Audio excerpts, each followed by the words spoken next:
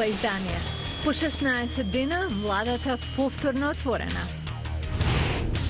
Финансиската репутација на САД сериозно оштетена, велат инвеститорите. Русија и исламот. Останете со нас.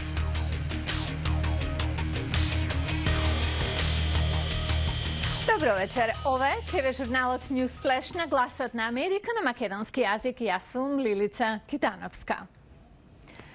Американската влада по 16-дневно делумно затварање денес повторно започна со работа, откако Конгресот во последен момент постигна компромис за владиниот буџет и истовремено избегна ситуација во која земјата не имаше пари да си ги плати сметките. Председателот Барак Обама рано утрово стави подпис на мерката со која владата доби буџет за да може да работи барем до 15 јануари, а истовремено беше зголемена крајната граница на задолжување со што земјата ќе може да си ги подмери финансиските обврски барем до 7 февруари. А во меѓувреме законодавците ќе преговараат за кратење на владините трошоци. Мерката доцна синоќа мина во представничкиот дом, кој е под контрола на републиканците, откако претходно беше усвоена во Сенатот, каде мнозинство се демократите.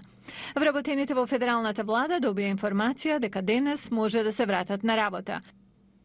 Пекинг го поздрави компромисот во Вашингтон минута до 12 за владиниот буџет, со што истовремено се избегна ситуација во која ќе немаше пари да се платат сметките спрема кредиторите. Шефицата на Меѓународниот монетарен фонд Кристин Лагард исто така го поздрави договорот.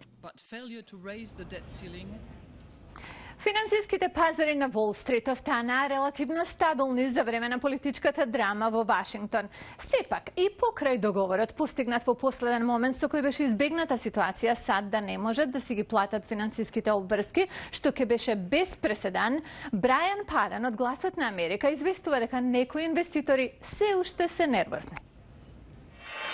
Акциите во среда скокнаа откако лидерите во Сенатот постигнаа договор да го кренат лимитот на владино задолжување. Вестите дојдоа еден ден откако Американскиот оддел за финансии кажа дека ги исцрпил сите начини за избегнување на несолвентноста. Многу инвеститори велат дека не биле изненадени од тоа што се случувало во Вашингтон во текот на изминатите 16 дена и соопштението за договор во последен момент. Кен Вилијамс, брокер на Blackwell Capital Markets, вели дека така Вашингтон функционира во последно време. За жал, така е, ќе ги имаме овие проблеми и непосредно пред да удриме во зид ќе се извлечеме и на сите ќе им се олесни. Но Генадий Голдберг, стратег од TD Securities, вели дека заканата од достигнување на лимитот натерало некои инвеститори да ги повлечат своите пари од краткорочни инвестиции. Тој е загрижен дека тоа може да влијае и на меѓународната долгорочна доверба во американскиот долар. The treasuries are used as kind of a risk-free base rate. Хартиите од вредност се користат како гаранција за многу нешта, но ако таа гаранција нема, луѓето ќе размислат дали да го имаат доларот како валута за глобални резерви.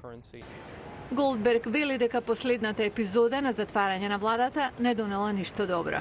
Репутацијата на САД претрпела штета и дека не е заштедено ништо. Напротив, долгот се зголемил, зашто ќе треба да се плати на работниците. Тие ќе треба да го вратат својот долг и на крајот се ќе биде поскапо.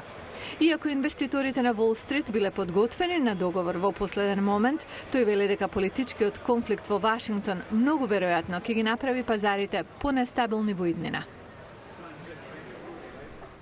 Русија и исламот. Ова е тема на следниот прилог за што повеќе ќе ни каже Гоце Јаневски. Повели Гоце.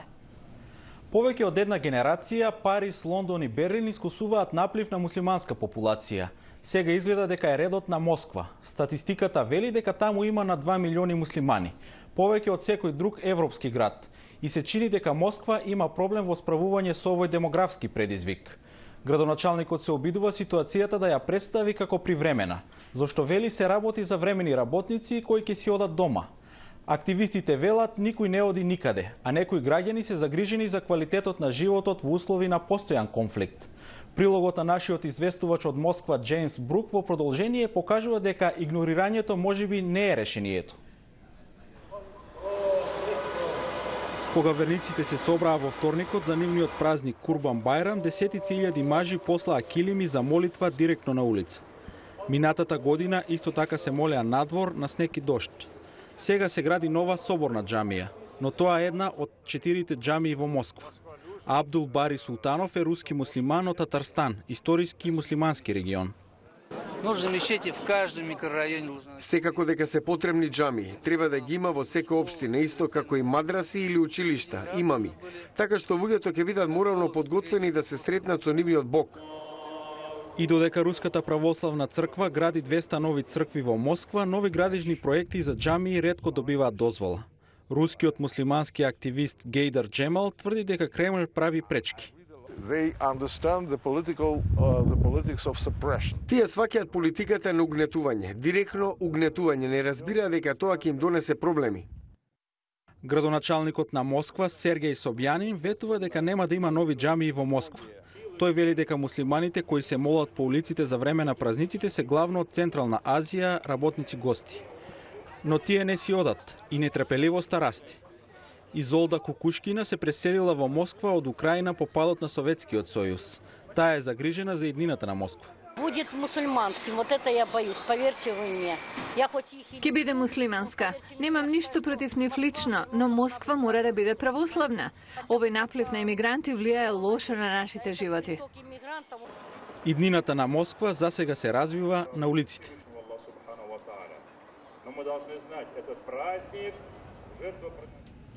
А во продолжение, прилог од серијата Научна нација. Овој пат со осврт на проучување на когнитивните и комуникативни способности на птиците и каква корист од тоа има човекот.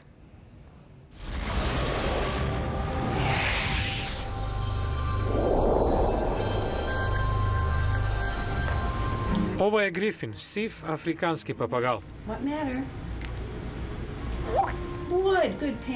Кога говори, дали само имитира звуци што ги слушнал или пак свесно употребува зборови. Айрин Пепербек, професорка по компаративна психологија, верува дека грифин знае што говори. Овој вид на птици разбира нешта како бои и форми, концептот на броеви, концептот на поголемо и помало, исто и различно. Работи што никогаш не сме замислувале дека едно животно може да ги разбере. Со подршка на Националната фондација за наука, Пеперберг ги проучува когнитивните и комуникативните способности на сивиот африкански папагал.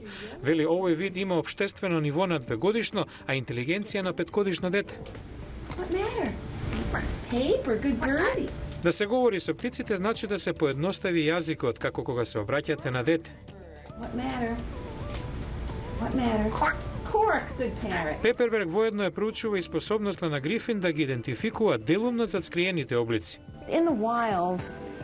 Го очекуваме тоа од нив во дивината, бидејќи доколку видат само дел од грабливецот, треба да реагираат како да го виделе во целина. What shape, Rose? That's right. How many corners? How many corners, Rose? How many? 4. Good birdie. Пеперберг вели истражувањето на комуникацијата со птиците е од корист за луѓето. Ги користиме овие техники во работата со деца болни од аутизам, помагајќи им да го совладаат говорот, вештините на комуницирање, и децата успеваат во тоа. Едно е сигурно, во оваа лабораторија терминот птичји мозок има позитивно значење. Кога последен пат сте виделе небо полно со звезди? Точно така, одвај се сеќавате. Не е ваша вина, а може би и е. Гледате Newsflash во петок. Го гледавте Newsflash на Гласот на Америка на македонски јазик, а јас сум Лилица Китановска од студиото во Вашингтон. И тоа е се за оваа емисија, што ќе ја најдете и на нашата интернет страница glasnaamerika.com. До гледање до утре.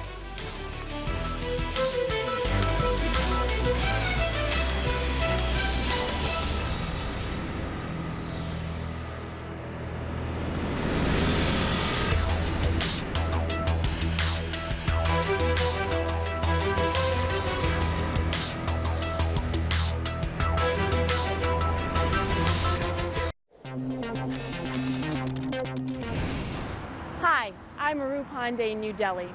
Here in India, the issue of gay rights took a dramatic turn in 2009 when the Supreme Court decriminalized homosexual sex.